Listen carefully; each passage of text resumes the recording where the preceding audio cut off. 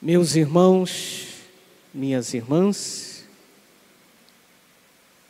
estamos celebrando a missa solene da festa de Santana em Caicó.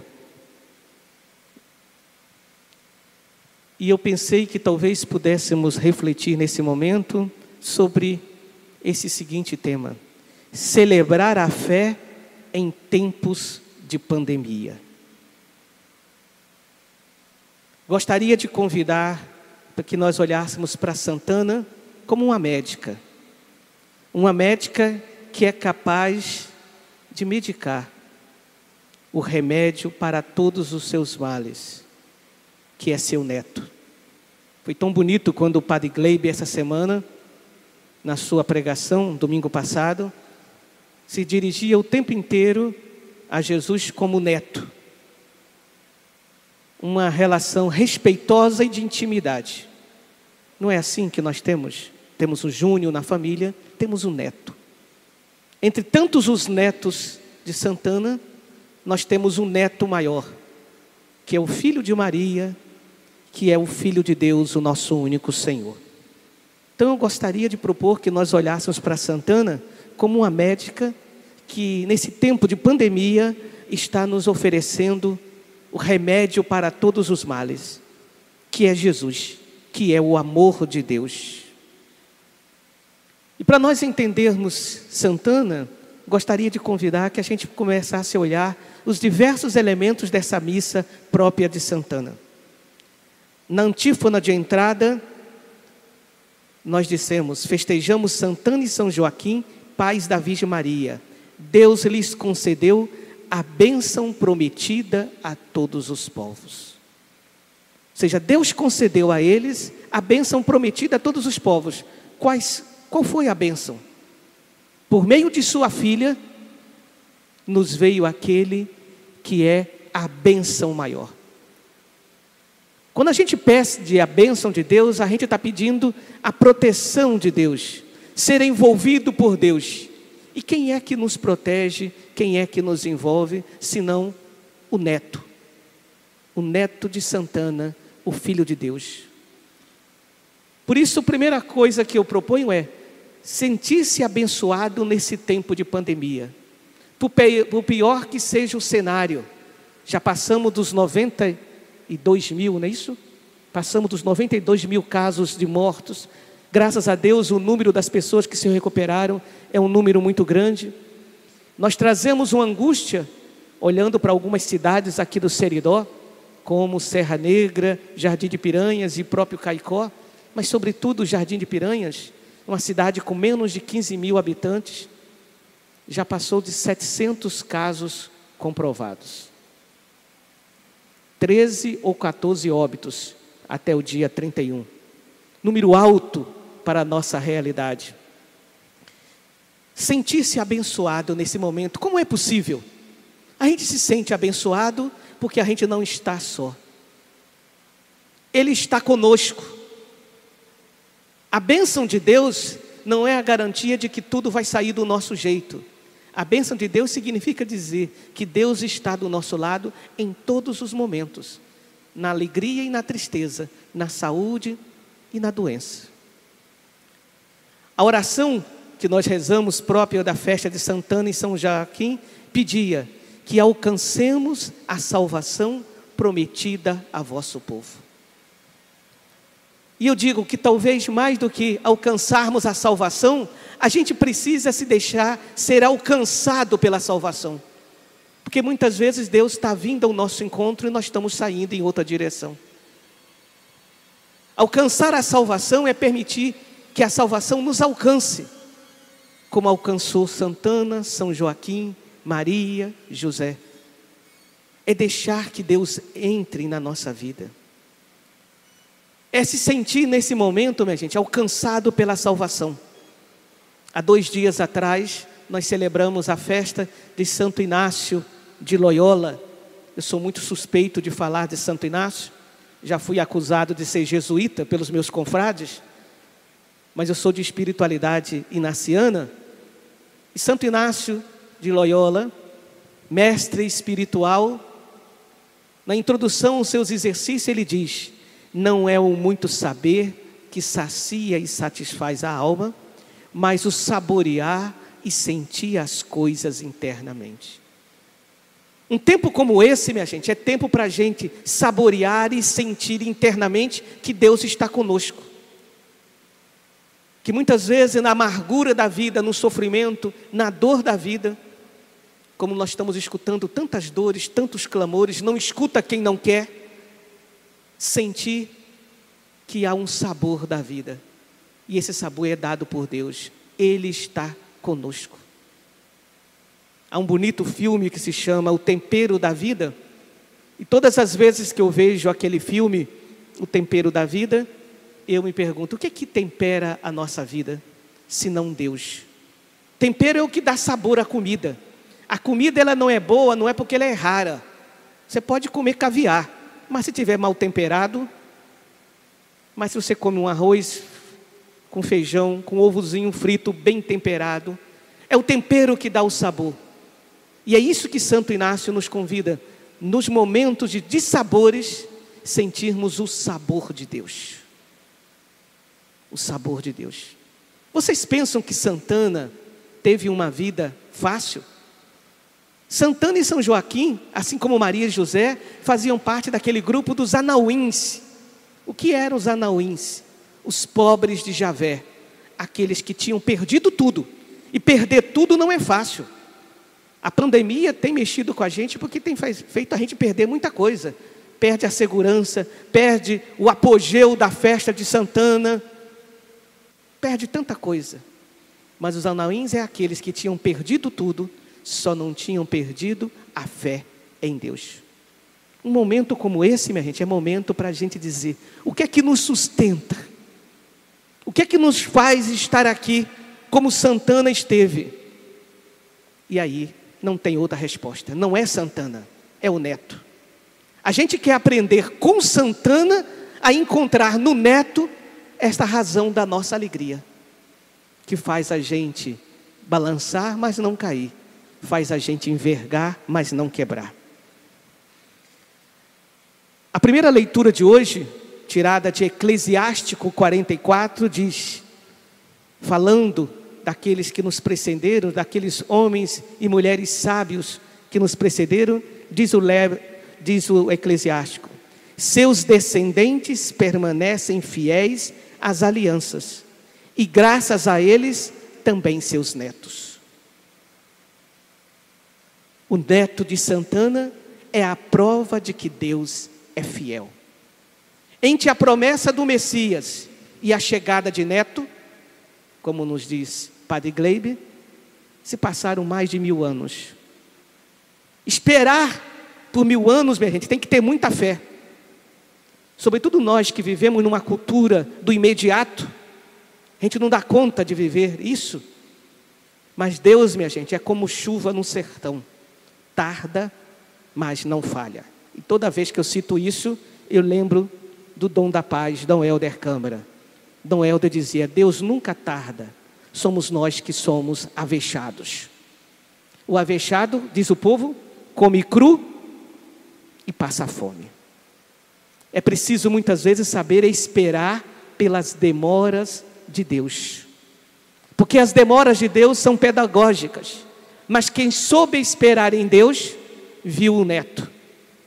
Descendente de Santana.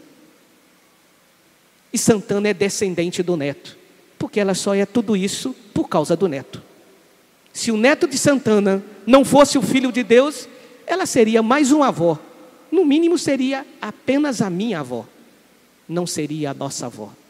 Ela é a nossa avó porque o seu neto é o filho de Deus que tornou todos nós irmãos. É próprio dessa dinâmica da inversão. Na lógica humana, nós dizemos primeiro a avó, depois o neto. Na lógica de Deus é o contrário. Primeiro o neto, depois a avó. É o neto que dá sentido à avó. É o neto que fortalece a avó. Quando nós hoje pela manhã anunciamos que devido a uma pane foi cancelado o voo com Santana, entre tantas coisas que falaram nas redes sociais, a coisa que eu achei mais interessante foi uma expressão do nosso sacristão Samuel. Samuel, ele disse: Santana é idosa, e idoso é grupo de risco, e grupo de risco tem que ficar em casa. É uma brincadeira, e brincando a gente diz muitas coisas sérias. Talvez Santana esteja nos lembrando isso. Fiquemos em casa. Fiquemos em casa. A misericórdia é a grande bênção, minha gente. Misericórdia significa dizer, Deus reconhece a nossa miséria? Reconhece. Pensa que Deus não está vendo esse momento de miséria da humanidade, que é a pandemia? Sim. Ele está vendo, mas está vendo com o olhar de misericórdia. E o olhar de misericórdia é o olhar daquele que condena o pecado, mas que quer salvar o pecador. O olhar da misericórdia é o olhar daquele que quer salvar a todos, a partir daqueles que são os mais esquecidos, os mais vulneráveis. Essa é a bênção de Deus. É por isso que nós nos sentimos abençoados. Porque se fôssemos abençoados pelos nossos méritos, só a Virgem Maria teria recebido a bênção. Nós não somos abençoados pelos nossos méritos, somos abençoados pelos méritos do Neto, de Cristo, nosso Senhor. A oração após a comunhão, nós diremos: ó Deus, quisestes que vosso filho nascesse de uma família humana. Olha que coisa bonita. Ó Deus, quisestes que vosso filho nascesse de uma família humana. Ou seja, é numa família que começa a história do filho. É também na nossa família que começa a nossa história. Foi nas nossas famílias que nós celebramos Santana. Às vezes a gente fica lamentando a catedral vazia. E eu fico agradecendo a Deus esse momento pelas casas cheias. Pelas vezes que as famílias se encheram de Deus. Se reuniram, rezando, sem precisar sair de onde estavam, mas ali, com todas as diferentes. Quantas famílias celebraram essa festa de Santana em casa e fizeram dessa casa uma catedral. A palavra catedral é a igreja onde tem a cadeira, a cátedra do ensinamento. Ou seja, foram capazes de, na família, aprenderem com a mestra Santana, para sermos do jeito de seu neto. Ele nasceu numa família humana. Por isso, tudo aquilo que diz respeito ao ser humano, diz respeito ao próprio Deus. Por isso, todos esses irmãos que faleceram, mais de 90 mil mortos no nosso país, diz respeito ao próprio Deus. Todos aqueles que estão lutando para a vida, para avançar, os profissionais de saúde, os cientistas, as pessoas que estão nos serviços essenciais, dizem respeito ao próprio Deus. Nós somos cidadãos do infinito. Somos cidadãos do céu. E o céu começa aqui, quando a gente começa a viver do jeito do neto de Santana. Céu não é um lugar. Céu é uma maneira de viver. Céu é estar em comunhão com o neto. E essa comunhão deve começar na família, com todas as fragilidades que tem uma família. Não existe família perfeita, mas com todas as fragilidades, ali somos chamados a reconhecer a presença do neto. E neto está sempre presente. Se a gente não reconhece o neto, a gente não reconhece a avó. É por causa de neto que nós reconhecemos a avó. E o evangelho próprio da festa de Santana se dá dentro do capítulo 13 do evangelho de Mateus, onde Jesus está explicando o reino dos céus a partir de 7 parábolas. Em determinado momento, perguntam a Jesus: mas por que você fala em parábolas? E ele diz: eu falo em parábolas porque para ser entendido somente por aqueles que estão de coração aberto. Quem está de coração fechado, minha gente, pode vir à igreja todos os dias, entra e sai da mesma forma. A gente pode passar a vida inteira vindo à igreja, pode ouvir belíssimas pregações, entra pelo ouvido e sai pelo outro. E você sabe por que entra pelo ouvido e sai pelo outro? Porque a gente não escuta com os ouvidos, a gente escuta com o coração. O coração que é o órgão para a gente escutar. Se o coração está fechado, a gente não escuta, ou pior, distorce. Quantas pregações aberrantes nós temos visto nos dias de hoje? Tem gente até que diz que a pandemia é castigo de Deus. Deus nunca castiga, minha gente, Deus corrige. Quem castiga somos nós. Deus é bom. Somos nós que muitas vezes agimos com maldade e queremos justificar a nossa maldade em nome de Deus. Então Jesus diz, para quem não quer ouvir, não adianta cantar. E aí, termina Jesus dizendo justamente os 2 versículos próprios da festa de Santana. Vocês, porém, são felizes, porque seus olhos veem e seus ouvidos ouvem. Escute o neto dizendo isso para seus avós. Santana, São Joaquim, vocês são felizes, porque vocês foram capazes de ver e foram capazes de ouvir. Eu garanto que muitos profetas e justos desejavam ver o que vocês estão vendo e não puderam ver. Desejaram ouvir o que vocês estão ouvindo e não puderam ouvir. E por que Santana e São Joaquim foram capazes de ver e ouvir? E porque foram capazes de ver e ouvir, foram capazes de colocar em prática a palavra. E porque foram capazes de colocar em prática, se tornaram a voz de Jesus. Porque tinham um coração sensível. A grande crítica no Evangelho de Mateus são aqueles que têm coração insensível. Como é duro, minha gente, diante da dor do irmão, escutar falas e discursos insensíveis. Exupéry já disse, já repetimos isso tantas vezes, o essencial é invisível aos olhos, só se ver bem com o coração. É necessário, portanto, ter um coração que enxergue longe, que enxergue a miséria e a dor do outro e diga, é a dor do meu irmão, é meu irmão. Eu tenho tudo a ver com isso, porque este que sofre, este que morre, é meu irmão. O homem vê a aparência, Deus vê o coração. Na hora que a gente é capaz de enxergar a dor do irmão, nós estamos tendo olhar divinos, estamos olhando como Deus. É preciso que a gente tenha um coração ouvinte, como tantas vezes pedimos no Salmo 94. Hoje não fecheis o vosso coração, mas ouvi a voz do Senhor. O ano passado, nessa missa, eu lembrava daquelas realidades invisíveis da nossa diocese.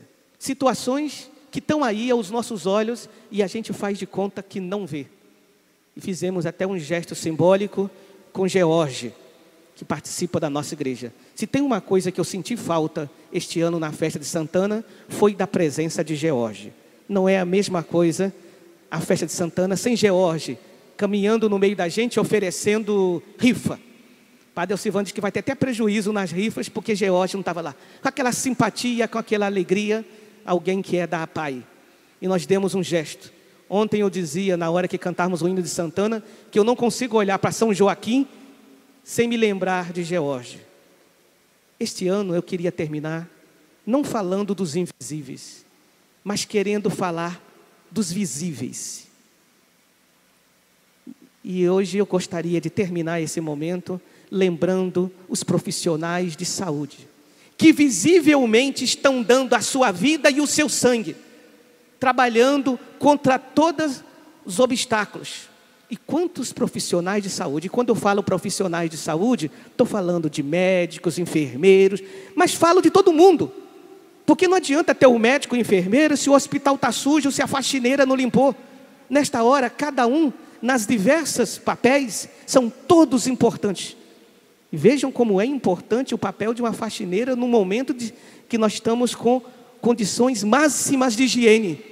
Se o hospital não estiver limpo, de nada adianta um competente médico. inclusive o médico pode ser infectado, né? E esses homens e essas mulheres estão dando o sangue. Lembra que eu comecei a homilia convidando a olhar para Santana como uma médica que está ministrando um remédio, que é o amor de Neto. O amor do Neto é o remédio para todos os males. Eu gostaria então de, nessa missa, reconhecer e rezar pelos profissionais de saúde, para que eles não desistam.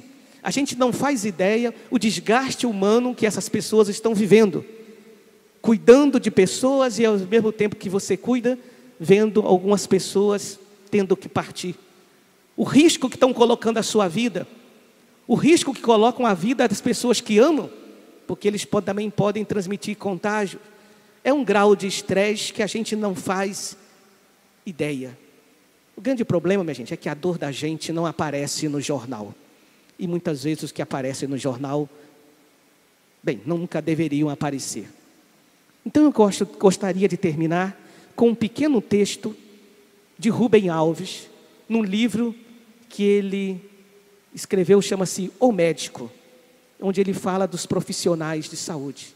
E na introdução, aquilo que ele fala para o médico sirva para todos os profissionais de saúde. Que os profissionais de saúde possam se sentir como Santana, cuidando dos netos.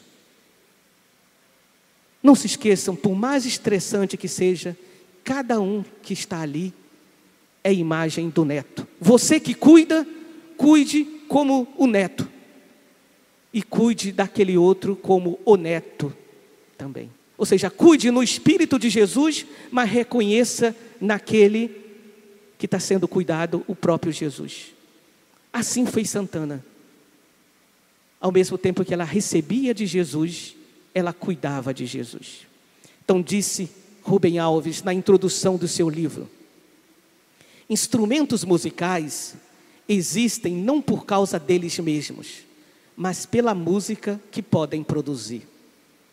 Dentro de cada instrumento há uma infinidade de melodias adormecidas, à espera de que acordem do seu sono.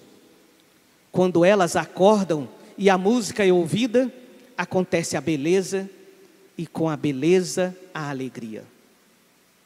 O corpo é um delicado instrumento musical.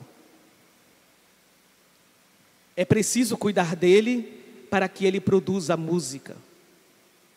Para isso, há uma infinidade de recursos médicos, e muitos são eficientes. Mas o corpo, esse instrumento estranho, não cura só por aquilo que faz medicamente com ele. Ele precisa beber a sua própria música. Música é remédio.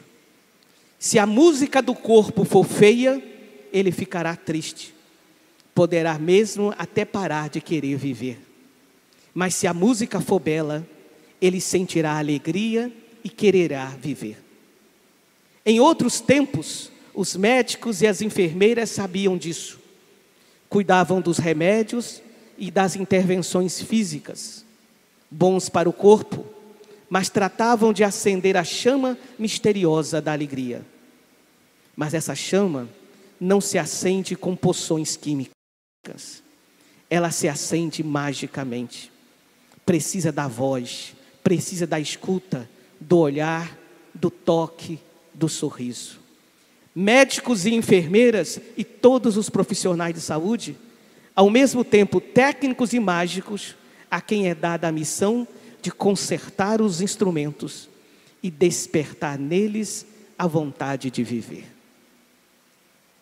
Santana desperta em nós a música do seu neto e desperta em nós a vontade de viver. Que vocês, profissionais de saúde, possam despertar naqueles que Deus lhes confiar esta vontade de viver. E se for a hora deles partir, que vocês possam também despertar neles a vontade de partir para a vida eterna. Vejo Santana como uma médica que consola, que conforta e que medica.